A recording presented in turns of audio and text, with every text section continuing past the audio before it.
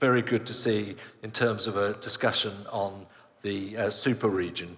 Thanks very much for joining us. Bruce, you're here. Sorry, my earpiece is a slight problem. You're here. Let's start with you then. Okay. Responsible supply, that's the key word. Now you're producing and mining something for a slightly different perspective in a way. Correct. Doesn't diminish the sense of responsibility. Not at all, no. I mean, we were talking about this before we came in, but we're in the fertilizer business. We mine phosphate and potash. We do have a joint venture here in the kingdom at Wad Al Shamal in Saudi Arabia for a phosphate complex with Ma'aden and SABIC. Yeah, I think the responsible issue's very much the same regardless of where you are.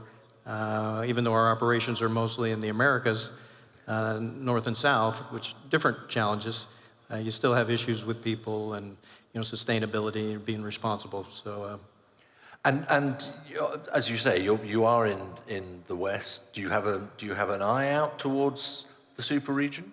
Well, we do with our joint venture. We also have a commercial distribution footprint in India and China, which supports part of at least South Asia, right? And so we're in that part of it, and our products go in 40 different countries throughout the globe to help farmers get the maximum out of their acres of cropland to combat food insecurity. And I think that's a pretty responsible, and our mission is to help the world grow the food it needs. That fits right in very nicely with responsibility and ethically. Certainly that sense of responsibility. Maybe we'll come back to some of the challenges you have with different stakeholders in terms of responsibility levels. Ro, very good to see you. You are here representing standard raising, basically, in a nutshell, and certification with that, and that is very complex. We don't have ISO here, but there is that, of course, that sort of gradation, isn't there, in terms of standards. How quickly are people adopting your principles and your process? I think you have 27 senior CEOs at the moment. Let's be honest, it's a big world out there. 27's a small number. It is. Look, there are 25,000 mining companies globally, of which 24 are represented in ICMM. So it's a tiny portion based on total number, but we do account for 1/3 of the global industry. So it's a substantial portion, and when the chief execs personally commit to adopting high standards of social and environmental practice, which are codified in our 10 mining principles, it sends a message to the world. And the message is that, just like Bruce was saying, the materials we produce are absolutely essential to modern life, but we're not going to produce them at any cost. That is what society is expecting us to promise them. That even though what we produce is really important, there are things we will not do when it comes to keeping people safe, to making sure that the environment doesn't suffer unduly, to make sure that people's rights are respected. We will make sure that the stuff we produce, important as it is done maximally responsibly. And David, of course, I would wish in one fell swoop for the entire industry to adopt our standards or even higher standards. It's not the case, but we must work tirelessly to make sure that everyone is complying with at least, at a bare minimum, national law, but ideally going above and beyond that with the voluntary codes. There was a fairly clear message in the ministerial roundtable, I thought, which was, don't bombard us with standards and certification either. You need, if you're going to have it, you've got to have a sort of one, not one size fits all, but one standard, effectively. Or at least a small number. It may not be one. Let me just say, a lot of people will have come here on an aeroplane. We've been seeing what's been happening with the Boeing aeroplanes in the last week or so. Would people feel safe if just any airline or aircraft manufacturer could say to the world, look, trust me, I'm safe because I've adopted this random standard you've never heard of? No, we wouldn't want that. We would want everybody following a common set of rules that we can all trust. So why is it different for minerals? That's where we need to get to. We have seen the growth of standards in the last 2 decades, which has been a good thing, but the time is now to consolidate them into a smaller number. And for those that weren't at the ministerial, I announced that we are working with 3 other standard owners, the Copper Mark, the World Gold Council, and the Canadian Standard, to bring our 4 standards into a consolidated common standard that anybody can adopt. That's a very interesting analogy with the Boeing 737 MAX, because we tend to trust the federal authorities that say, right, we're grounding those planes until further checks, and if they're allowed back again, we get back in the aeroplane. So that's a really good point. Frank, that intrigues me, because I don't think you're a big fan of a sort of global certification system of raising the bar, if I can put it that way. Well, I am. My challenge, my concern is that what we should have a permissive standard. We need to have something that entices people to adopt it and makes it easy to do so. I would prefer, rather than have a prescription, which I think is unlikely to be adopted in any practical sense, that we should pursue other mechanisms because the only way something will truly be adopted in a market economy is if there's a price associated with it. Look, we're here in the kingdom. The kingdom knows oil better than anybody. Oil is the most transparent, liquid. Price discovery is easy. You know what it is, and there's regional pricing. We understand that. When we're talking about critical minerals in particular, we're talking about niche metals, to which there is no standard. We don't know what the price is any day. So how do we identify a value? When there's a lack of true price discovery? And if the value of what I sell is simply based on my commodity is cheaper than your commodity, well, how do I know? And that's the only value. I'm unable to internalize whether it's done with strong labor protections and inclusive community, strong environmental protections and remediation efforts. Those are real costs. They're worthy costs, but they're actual costs, and not everyone's bearing them. We need to differentiate the market based on price, not based on standards that a body dictates. And then I would suggest an unrealistic assumption that it will be adopted. Just look at the numbers of 24 companies of 25,000. That's poor.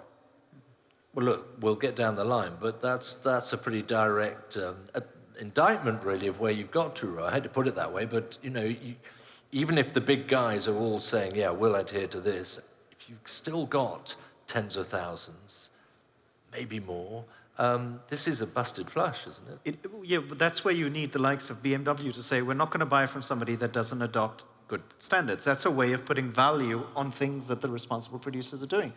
If you just penalize people for doing the right thing, fewer people will do the right thing. I think that's the point Frank's making. Correct, absolutely. And so the onus, I think, has been focused on the mine industry. I'm sorry to interject, but I think this is an important point. Why is it there? Why is it not on the consumer? Why is it not on the retail purchaser, the industry? The whole concept of addressing climate change has a moral imperative of doing good.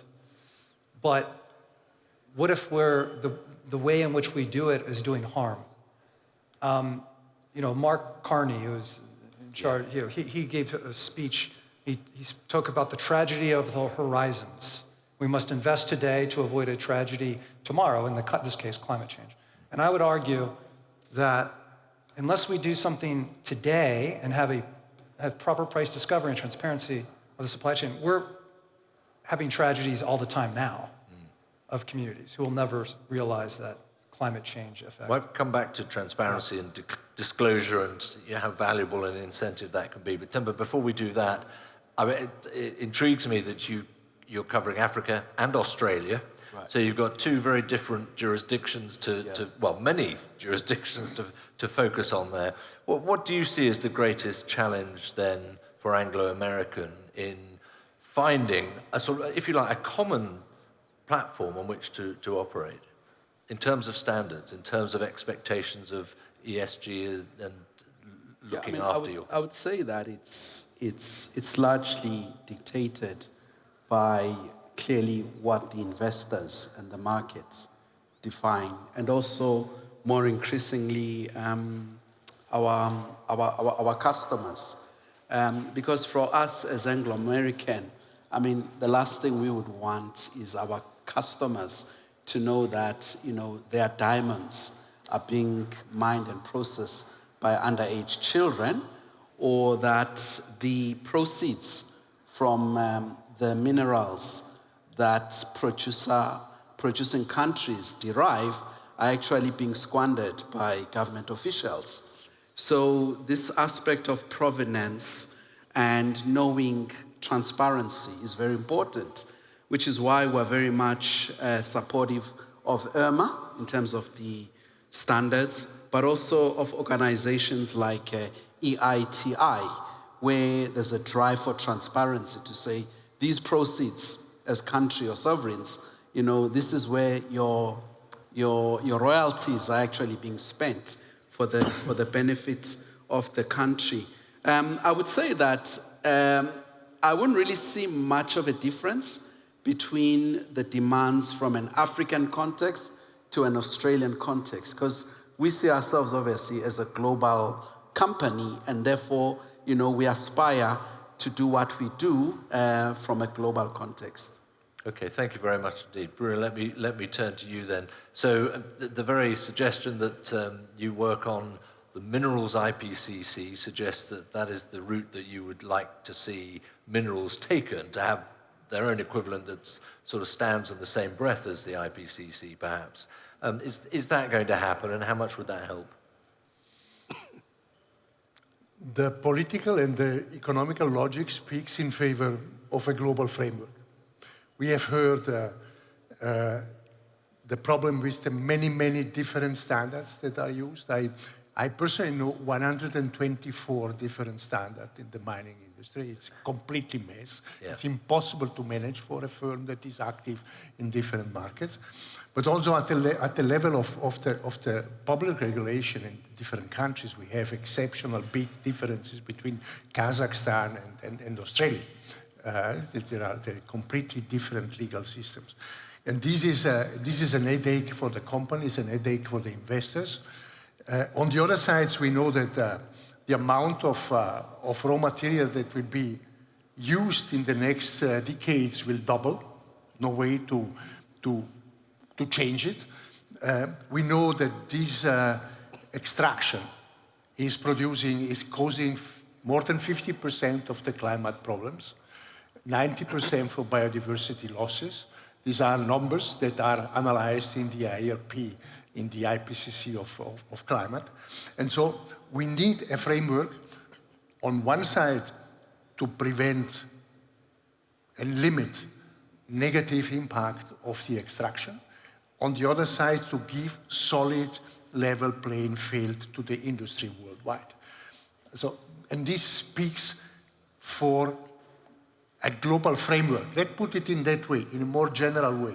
A global framework that can go from successively integration of private standard, for example, or a global process to develop what it could be in a future, the equivalent of the UNFCCC in the field of natural resources.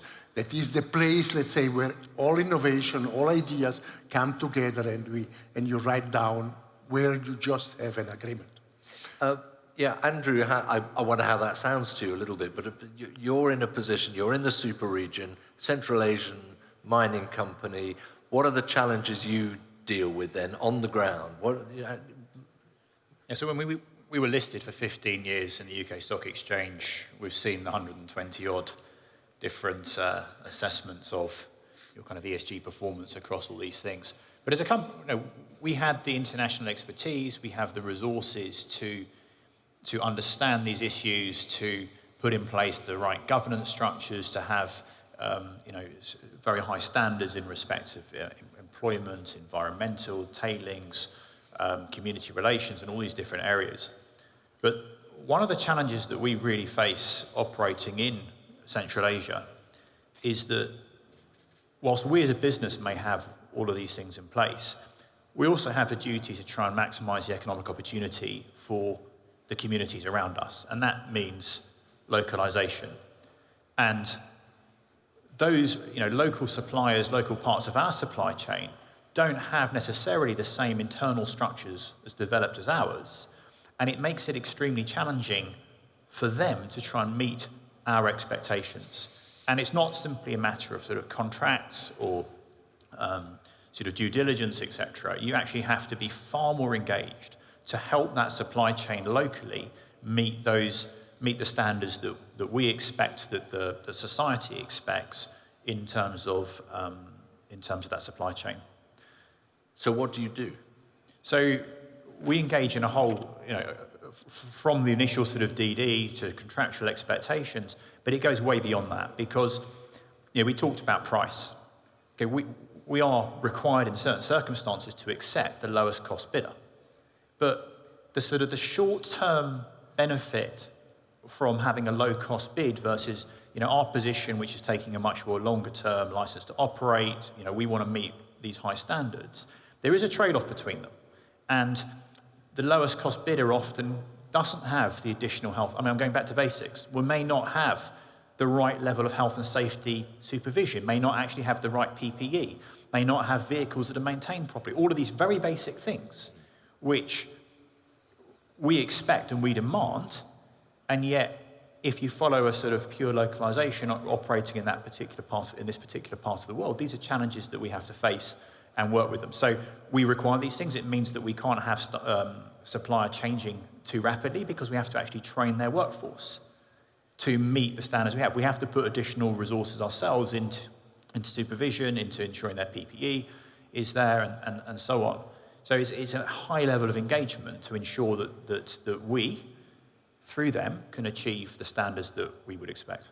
But you insist on those standards nonetheless? We have no choice. Yeah, interesting. So, Ro, I'm going to come back to you for a moment then. How do you reach that sort of issue in terms of ICMM or any other standard? Because that's not even on the chart, it seems to me, when you're dealing with suppliers down there or stakeholders down that end of the chain. It's getting there, actually, David, where most of our standards now require the mining company to look at their priority suppliers and ensure that their priority suppliers are doing the work to make themselves more responsible, just in the way that Andrew's talked to us. That's when you get large-scale change. We can be catalytic because we are very important to our suppliers. So when we insist that suppliers do something, it works. I'll give you an example. Many people know that we now have electric vehicles. We can all drive passenger cars on batteries. But try driving a 400-ton truck on anything other than diesel. You can't, because it needs to pull such loads. Now, Temba's company showed great leadership by building the first hydrogen battery-powered 400-ton truck in South Africa. But 99% of all mining vehicles run on diesel. Because what did our suppliers say to us? Well, we would produce them if we knew you would buy them. And what were we saying? We would buy them if we knew you would produce them. So we got them together. We got 19 of the OEMs together, the likes of Caterpillar, Komatsu, and Sandvik, together with the mining companies and said, right, we're going to speak with one voice here. We need low-emission vehicles now. And you know what's happened? Initially, in 2016, 17, when the project was launched, we thought we'd have these trucks available by 2040. They're available today. That is the power of the industry saying to our suppliers, we expect this. Now that's a very good example. I like that. Thank you. Bruce, I wonder, just listening to Andrew there, about the different challenges with different stakeholders. You must nonetheless have to confront similar sorts of issues. For sure. I mean, I think the labor issues in some of these, Africa as an example, are tough. And the cultural, the health and safety, environmental stewardship standards are not the same as we would expect as a North American company. We don't do a lot of operation in there, but through our joint venture, as we were talking about earlier with Ma'aden, we hear about those. So we try to share some of our best practices. We try to share some of the learnings with over 20 years of experience in maybe what was an emerging market back then in Brazil, because we do have a large footprint and distribution there with similar issues on the fertilizer side. And so I think it's sharing among the industry as well. But I think it is tough, and without a standard framework and probably some demand on the consumer side to really level the playing field. And we see that in our space in industry, in potash and phosphates particularly, where some of the competitors work in certain geographies where that's just not part of their DNA. Right. Until they, either as an industry or as consumers, drive that to a level playing field, it will be lowest price, and it's going to be hard to get there, even as much as we're trying to set a standard and differentiate in our space in the sector. In a slightly longer term, you see that it's smart business to assist, to help to provide knowledge transfer. Absolutely. Yeah. And share the learnings that we had along the years. It came with some scars and hard knocks. So. Yeah. Frank, you said earlier, look, it needs to be incumbent on the consumer to recognize what is a responsible supply or not. And given the lack of transparency, particularly within mining, that can be very difficult. Can you give me a sort of a picture as to what does that look like then? I mean, what am I meant to do in terms of deciding, I don't know, what car I'm going to buy or the like? Well, that is the question. I guess, kind of first principles. I think the whole story of the energy transition needs to be turned around a little bit.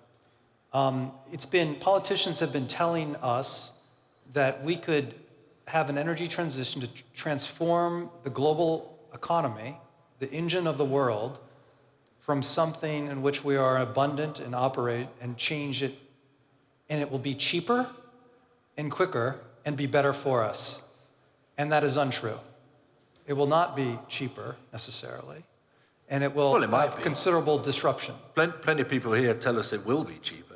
Well, once the CapEx is spent and everything's deployed and everything else, for sure. But the transition that we're talking about is not cost-free. It'll have considerable cost, and that's okay. We need to have a degree of honesty with the global publics about the true costs. You know, in the United States, the United States has done some incredible things throughout history, like that were challenges, you know, winning the Cold War, the space race. These are things that our politicians approached the American people and the Congress and said, I'm going to ask for a shared sacrifice. It is going to be a years-long effort, and it will be worth it. These things were successes that are celebrated for generations. That is not the story coming out of most politicians.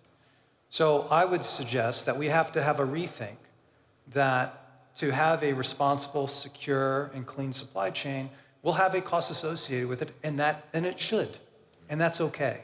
What does that look like to you and me? I think we should start back to my permissive approach. I think we should, that markets should drive change. We need to create the parameters for that market. And in order to do that the awareness, having the public understand what's what. If we just simply had a degree of auditing of where the things came from let's talk about electric vehicles, where this came from, and you could have an idea of that, and whether it was free of forced labor, whether it met some kind of guidelines on environmental performance, some kind of, and simply have that information. In the United States, there's a backlash against ESG activism.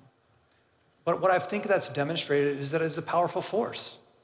Whether it's done for pernicious reasons, that's not the issue. It is a force. And I would suggest that we could that the industry could harness that to force that change or encourage that degree of change. Because until you're not going to see a value unless you differentiate. And you need that awareness to differentiate. So if an auto came in and said we're the first to pledge that we have we're 80% of our vehicles made using green steel. It is cobalt in our battery that is free of forced labor. It is copper that has met the standard. Whatever. I think that would have we would catalyze the private sector. We would catalyze investors, shareholders to notice, and then they will differentiate. Right. Yeah. Yes. But it would still need to be certified, probably then, wouldn't it? Or just have the disclosure. Companies want to disclose their climate footprints. And I would submit that if you can track the emissions of invisible gases, you should be able to certify yourself how things are produced. Ultimately, Bruno, that if each and every one of us is increasingly aware as to what went in to get that product out, we would be able to take those decisions for ourselves, wouldn't we, rather than have to fall back on standards, on audits from on high? Well, I mean, you can put it the other way around. So, I mean, what it needs in terms of investments to transform the currently unsustainable practices at a global scale, not only in the mining sector, is, let's say, between 2 and 5 trillion a year for, let's say, 50 years. Okay. Huh? It's a lot of money. On the other side, it's 2 to 5% of the global GDP, what is a reasonable amount of money to transform the economy. But to give a safe ground to the people that have to take the money out, our pension fund that will go and be invested there, insurances, you have to guarantee them a solid framework. They need to know, if I invest in this technology today, it is because tomorrow this technology will be the standard. And to guarantee these transitions, it doesn't happen simply out of, it happens because there are political decisions behind, agreed among states, among the different stakeholders, and among the industrial actors. This means having, and to design this road, you need the data. It's pretty easy. Perhaps you need both ultimately in tandem, one way or the other. Temba, earlier this afternoon, we were talking about reimagining global finance, and we had a suggestion that investors are scared to care about ESG because it will cost them so much. And that is why they don't invest. Do standards and certifications help or hinder, do you think, in that case? I mean, I would say they help. I think what is key, and it really touches on the point that was made earlier about this frustration about, having to be more pragmatic around how these standards are applied.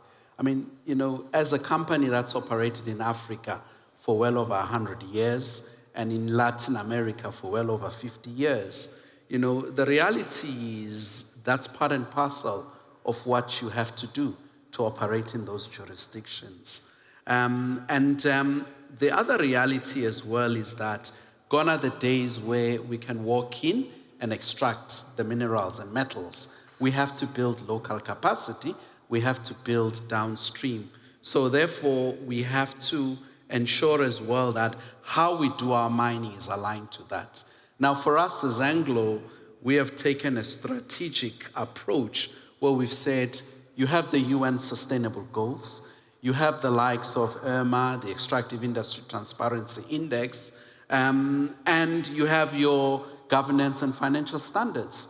And what we've basically done then is we've come up with a concept of what we call future smart mining, or what we could translate as our sustainable mining plan, which recognizes that not only do you need to drive the technological developments to improve your environmental impact, but you've got to be very clear around your social aspects and how you do that. And we actually have a framework of being able to tackle and deal with these frustrations and these challenges. And because we've done that, we've been able to operate in the regions that we've operated in competitively. It's sort of tapestry of networking it out. Andrew, I'm going to close it.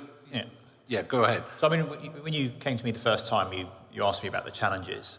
And whether or not mining companies raise standards because of consumer expectations, because of government legislation and standards, it is inevitable we will continue raising them. That's society's expectations, it's our own expectations. But I'll just turn it around from being a challenge. It's also an opportunity for us, because mining in this super region the large mining companies have so much expertise, have so many sort of systems and processes around reporting, around governance, which is the fundamental sort of starting point for even knowing where you stand. We have got so much expertise here that by us demanding of ourselves and demanding of our suppliers that we achieve high standards of supply chain responsibility, we can drive local standards, we can improve the markets in which we operate, which will be for the long-term benefit of those communities, and I think will elevate the perspective, the perception of mining companies globally. I think that's a very neat summary for where the progress needs to lie. I've looked at the clock and we're already up on the time, which is a shame because I think there's an awful lot more ground to cover here. Ladies and gentlemen, please thank our panel for that discussion. Thank you very much indeed, chaps.